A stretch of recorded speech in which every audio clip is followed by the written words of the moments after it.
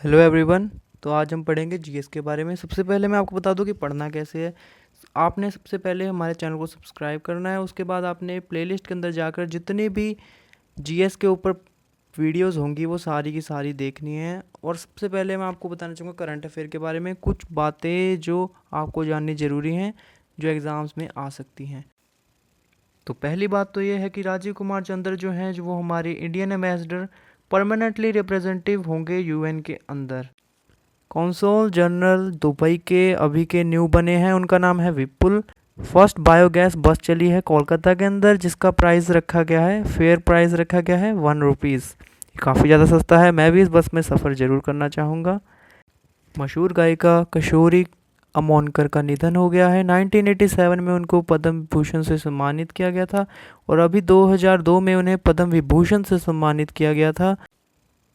तो आज हम पढ़ने वाले हैं एंशिएंट इंडिया के बारे में, हड़प्पन और इंडस सिविलाइजेशन के बारे में। जो सबसे पुरानी नेम दिया गया है उसका इंडस सिविलाइजेशन दिया गया है।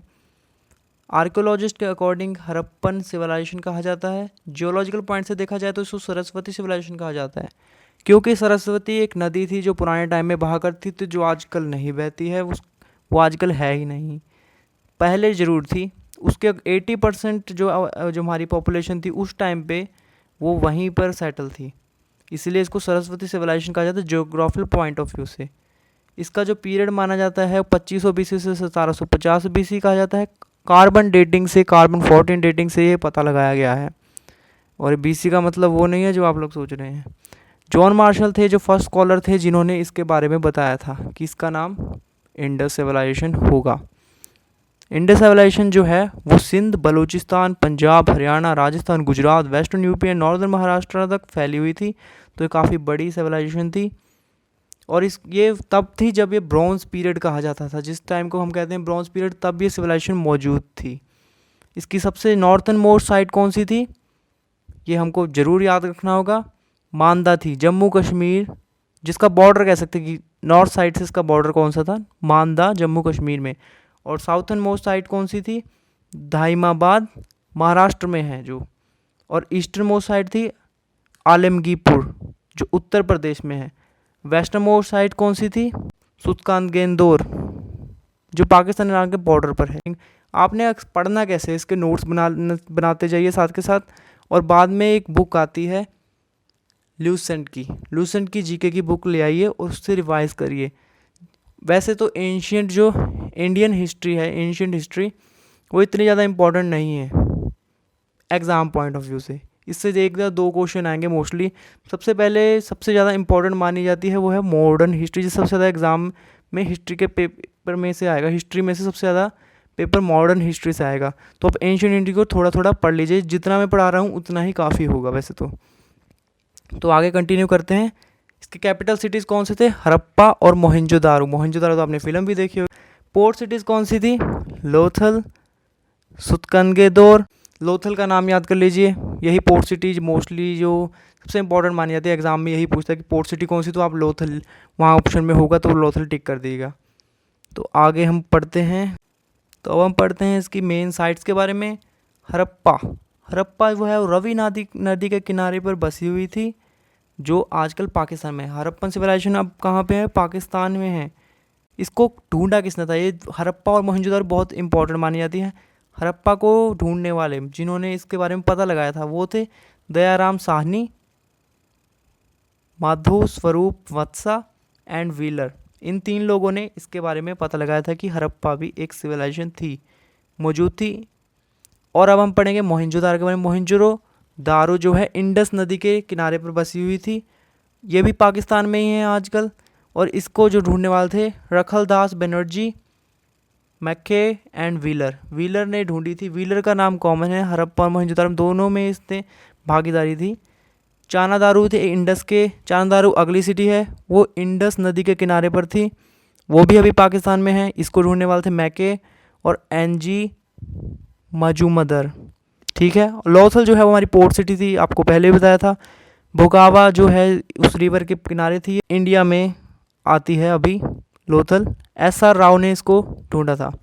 कालीबंगा जो है उस वहाँ एक अगली सिटी है, उस वहाँ पर हमको बैंगल्स मिलते, बैंगल मतलब चूड़ियाँ मिली थी, जहाँ पे चूड़ियाँ मिली हैं आर्कोलॉजिस्ट को। ये घाघर नदी के किनारे पर बसी हुई थी। इसको ढूंढने वाले थे अमलंदन घोष। एक चीज़ याद रखिए, बाकी सिटीज़ इतनी इंपॉर्टेंट नहीं है जितनी हड़प्पा मोहनजोदारो है। पोर्ट सिटी आ जाए तो लोथल का नाम लेना है। बानावाली जो है वो घाघर नदी के किनारे बसी हुई थी और उसको RS बिष्ट ने ढूंढा था। धोलावीरी लूनी नदी के किनारे थी और उसको JP जोशी ने ढूंढा था। मेनली आपको हड़प्पा और मोहनजोदारो के बारे में पढ़ना है। कहाँ किस किस नदी की थी? हड़प्पा थी रवि के और मोहनजोदारो थी इंडस के। और इनको ढूंढने वाले लोगों के नाम याद होने चाहिए आपको, वो भी एग्जाम्स में आ सकते हैं। तो आगे हम कंटिन्यू करते हैं। लार्जेस्ट साइट थी जो वो मोहनजोदारो थी, अगर इंडस सिविलाइजेशन में पूछा जाए। पर अगर ये पूछा जाए कि इंडिया के अंदर सबसे बड़ी साइट कौन सी थी, वो राखीगढ़ी थी। आज के इंडिया के अकॉर्डिंग राखीगढ़ी थी, क्योंकि जो मोहनजोदारो है वो पाकिस्तान के अंदर आती है। तो ये पॉइंट भी याद रखिए, कभी कभी क्वेश्चन ट्विस्ट होके भी आ सकता है। कॉमन फीचर, मेजर सिटी में कॉमन फीचर कौन से थे? जितनी भी सिटीज़ थी ये मोहनजोदारो में, अगर आपने देखी होगी मूवी तो उसमें भी दिखाया होगा कि जो शहर बसे हुए थे वो ब्रिक्स के शेप में बसे हुए थे। वहाँ पर एक सीटाडेल होता था, मतलब किला होता था। जो किला है वो एक ही सिटी चानादारू है, वहाँ पर नहीं मिला है। अगर क्वेश्चन आ जाए कि चानादारू में कौन सी सिटी है जिसमें किला नहीं मिला है, तो वो है चान्हादारू। तो वहाँ यहाँ पर जो राजा नहीं होता था, इन जो सिटीज़ होती हैं इस सिविलाइजेशन के अंदर, इंडस सिविलाइजेशन के अंदर राजा नहीं होता था। यहाँ पर मर्चेंट्स जो थे उनका रूल चलता था।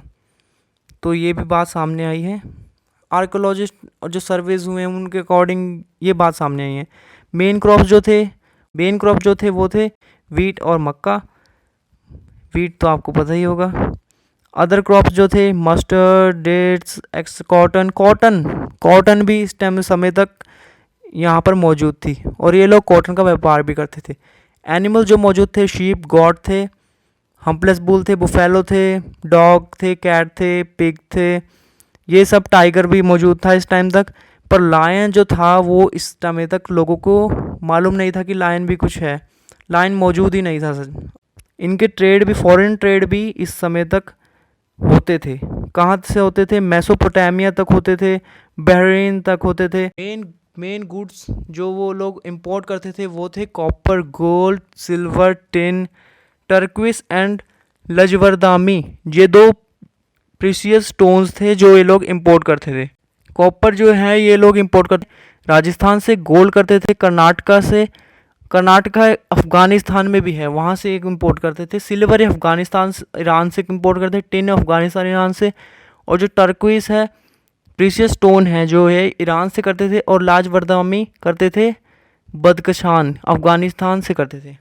इस समय तक स्वास्तिक का जो सिंबल है, जो हिंदू धर्म में भी काफ़ी ज़्यादा माना जाता है, वो सिंबल की भी मौजूदगी इस समय तक थी। मेजर एक्सपोर्ट थे agriculture product, cotton goods, terracotta, pottery, certain beads, conch shell, ivory product, copper.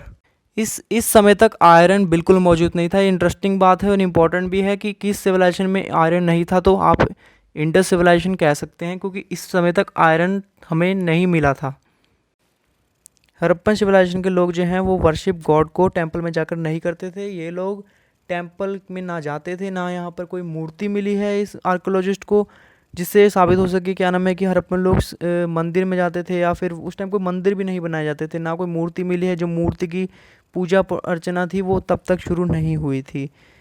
और जो ये लोग जिनको पूजते थे वो थे प्रोटोशिवा कहते हैं जिनको, पशुपति महादेव, एनिमल्स के जो गॉड माने जाते हैं इनके टाइम के।